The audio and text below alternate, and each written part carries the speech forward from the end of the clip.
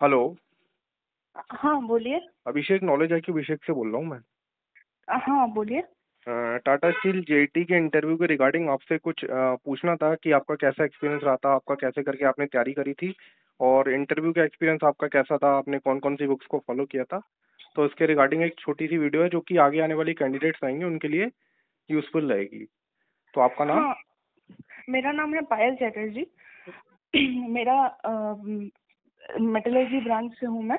तो मैंने previous year भी ये जो रिटन एग्ज़ाम है वो क्वालिफाई किया था। मेरा हिंदी थोड़ा वीक है इसलिए मैं थोड़ा रुक रुक के बताऊंगी, ठीक है। तो प्रीवियस ईयर भी मैंने रिटन एग्ज़ाम ये किया था।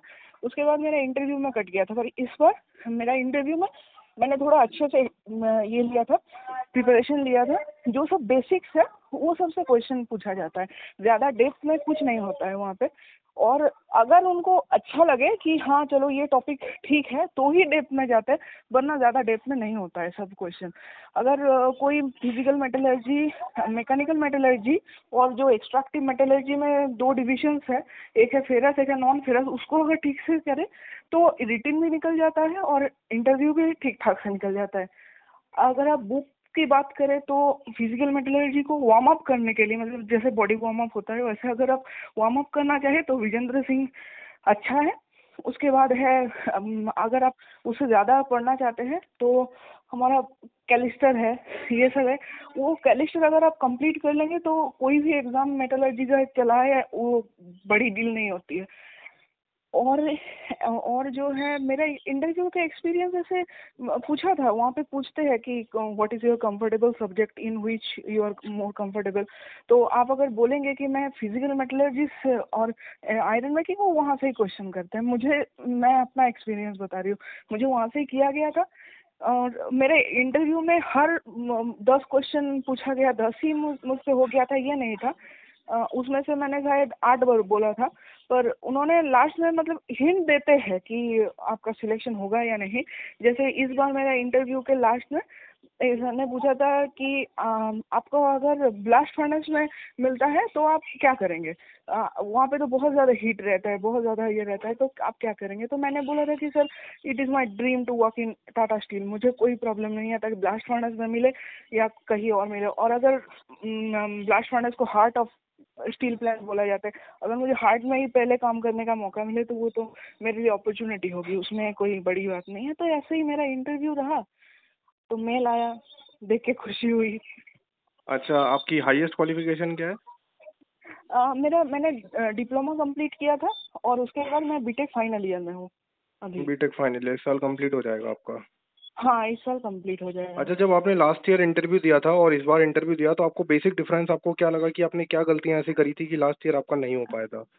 हाँ, अब गलती तो मैंने की थी, सबने बोला था बेसिक से आता है क्वेश्चन, तो मैंने इतना ही बेसिक करके गई थी और मैं तो बहुत ज़्यादा नर्वस थी, बहुत ज़्यादा, मतलब जो हद होता है उससे भी ज़्यादा मैं नर्वस थी। ऐसे मैं नर्वस नहीं होती हूँ, पर उस टाइम में मेरा पता नहीं क्या हो गया था। इसी में अपने क्वेश्चन। इंटरव्यू की वीडियो में भी मैं बताता हूँ कि आप भी कॉन्फिडेंट, मतलब आप कॉन्फिडेंट होकर जाएंगे ना, तो आपको वो हाँ, क्वेश्चंस नहीं भी आते रहेंगे फिर भी आपका सिलेक्शन होने का चांस ज़्यादा रहेगा।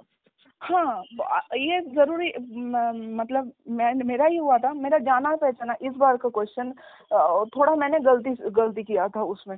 तो सर ने मुझे वो उसका जो राइट आंसर होगा, एकदम प्रॉपर आंसर जो होगा वो बताया था। तो मैंने बोला कि सर मुझे ये आता है, मुझे ये आता है, पर मैं इंटरव्यू के लिए थोड़ा स्ट्रेस में आके भूल गई। तो उन्होंने वो इतना ज़्यादा कॉम्प्रोमाइजिंग होते, इतना ज़्यादा अच्छे होते हैं, जो सब बोलते हैं ना कि अभी मैंने देखा कि आपके टेलीग्राम चैनल में आपने अपलोड किया कि कॉन्ग्रेचुलेशन टू एवरीवन, तो उन्होंने बहुत बहुत तो उन्हें मैसेज किया कि सेटिंग्स होता है ऐसा। दूर दूर तक ऐसा मेरा कुछ, घर में कोई टाटा स्टील में काम नहीं करता है, ऐसा कुछ नहीं होता है। अगर आप ठीक ठाक से अपना क्लियर करके जाओ और उनको लगे कि हाँ ये स्ट्रेस में, उनको समझ में आ जाता है कि ये स्ट्रेस में आके भूल गया है, ये मतलब कॉमन है, वो बोलते ही है कि यही कॉमन है, अगर आपको स्ट्रेस ना हो तो ही अनकॉमन है वो। तो उसमें कोई प्रॉब्लम नहीं होती है। पर प्रीवियस ईयर में मैं बहुत ज़्यादा मतलब नर्वस थी, मुझे जाना पहचाना मेरा जो क्वेश्चन था वो मैंने गलत गलत बोल दिया था। और एक चीज़, सेटिंग्स के बारे में तो मुझे कुछ नहीं पता, पर मेरा खुद का कोई देखिए, टाटा आपको मैं स्टील में बताऊं जॉब नहीं सेटिंग का, तो करता है। देखिए ये सीन रहता है कि अब जिनका सिलेक्शन नहीं होता है तो हाँ बच्चे वो भी परेशान रहते हैं, उनका भी संग दिक्कत है, वो भी कैंडिडेट क्या है, वो भी हर कोई नौकरी लेना चाह रहा है आज के दुनिया में। हाँ। और तो अब मैं आपको बता देती हूँ, मेरा साथ एक लड़की गई थी, वो भी मेटलर्जी के, उसके भी बैकग्राउंड से कोई भी मतलब टाटा स्टील का नहीं है जिससे कि उसका सेटिंग हो पाए, उसका भी सिलेक्शन हो गया है। तो ऐसा नहीं है कि नहीं होता है, अगर ठीक ठाक से करो तो हो ही अच्छा, जाता इस है। बार नंबर ऑफ गर्ल्स का रेशियो थोड़ा ज़्यादा रहा था ना? नहीं, ऐसा कुछ तो मैंने नहीं देखा था, मतलब मेरा पैनल में शायद नहीं था, बॉयज ही ज्यादा थे और दूसरे आपका पैनल में हो ही सकता। मतलब ओरिजिन स्टेट कौन सी है? स्टेट मतलब वेयर आई बिलोंग टू, हाँ, बिलोंग टू। वेस्ट बंगाल। वेस्ट बंगाल। अच्छा।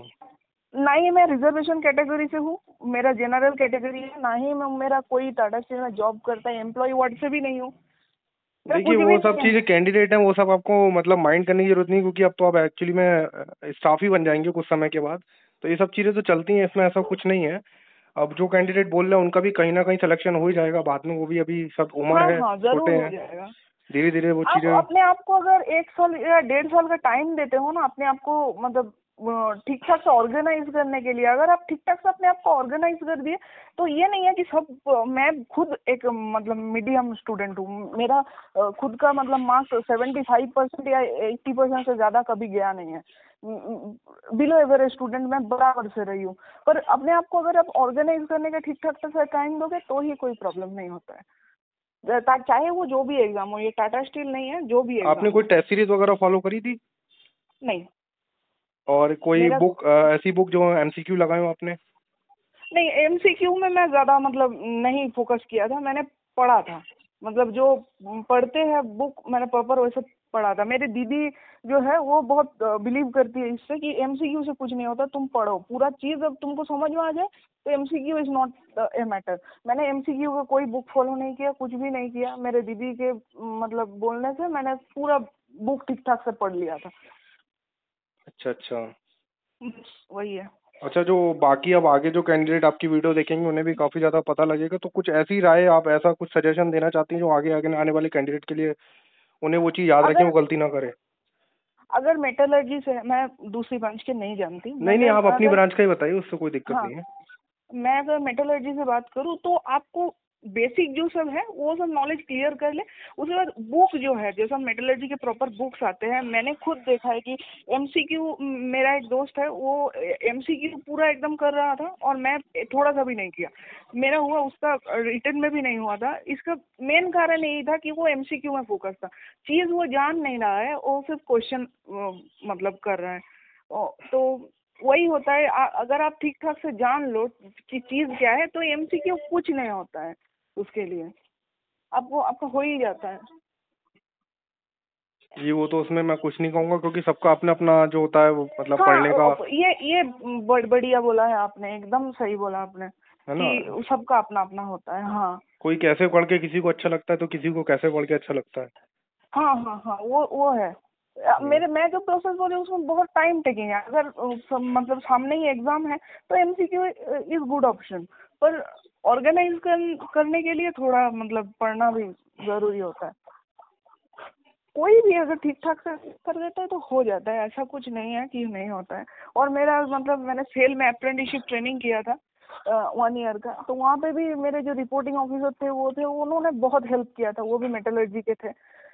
उन्होंने मुझे एक मतलब पाथ दिखाया था, उनका भी सेम मैंने देखा है, जो सब रैंक होल्डर होते गेट का भी बोलिए या ऐसे नॉर्मल का भी बोलिए, मैंने आज तक मतलब शायद 2-3 लोगों का ऐसा देखा होगा कि एमसीक्यू लगा के हो गया, बहुत कम रेशियो में। और सब बोलते हैं, जो सब रैंक होल्डर होते हैं प्रॉपर, वो सभी बोलते हैं कि बुक पढ़ो बुक पढ़ो। मुझे भी पहले ये समझ में नहीं आता था, मैं तो 2022 से मतलब प्रिपरेशन देखिए, मैं एकदम। आपको बताता हूँ, अगर आपको कोई भी कंपटीशन को क्रॉस करना है ना, तो पहले आपके बेसिक कॉन्सेप्ट जो हैं वो पूरे क्लियर होने हाँ चाहिए। और बेसिक हाँ कॉन्सेप्ट आपके एमसीक्यू से क्लियर नहीं होंगे। पहले आपको हाँ, सारी वही है। कॉन्सेप्ट्स को अच्छे से क्लियर करना पड़ेगा, सारी बुक्स को अच्छे से करना पड़ेगा। उसके बाद आपको एमसीक्यू उसके प्रैक्टिस बाद करना एमसीक्यू। पड़ेगा। जो पहले एमसीक्यू प्रैक्टिस करेगा उसके लिए दिक्कत हो जाएगी, क्योंकि इसकी कॉन्सेप्ट क्लियर नहीं रहेंगे। हाँ, बस वही है। चलिए, आपने ठीक है। बहुत अच्छे से बताया सब कुछ। बाकी अगर कुछ आप बताना चाहें फिर वीडियो एंड कर देता हूँ मैं। हाँ, बस मुझे अपना एक मतलब मेडिकल के लिए मुझे वो टेंशन हो रही कोई है। दिक्कत नहीं है, वो हो जाएगा आपका, उसकी आपको टेंशन लेनी है ना। बस वही टेंशन एक है, अगर वो हो जाए तो मैं तो खुशी से मतलब सब कुछ, सबको मिठाई बांटने वाली हूँ, भरोसे चलिए पे चलिए जाने। ठीक है फिर है। हाँ कॉन्ग्रेचुलेशन, आपका यहाँ पे इंटरव्यू निकला है, बाकी आगे भी ऑल द बेस्ट, आप अच्छे से ज्वाइन करें वहाँ पर, और आगे अपना जो हाँ करियर है उसमें आगे से और ज़्यादा अच्छे से हाँ। करें, है ना। थैंक यू ठीक सो है मच, ठीक है। आपने वीडियो के लिए टाइम दिया है ना। और ये हाँ वीडियो अपलोड वेलकम। कर दूंगा तो आगे वाले कैंडिडेट को काफ़ी ज़्यादा जो है हेल्प मिलेगी इससे, और उनको फ़ायदा होगा ना। ठीक है, हाँ ओके। ठीक है, थैंक ओके। वेलकम।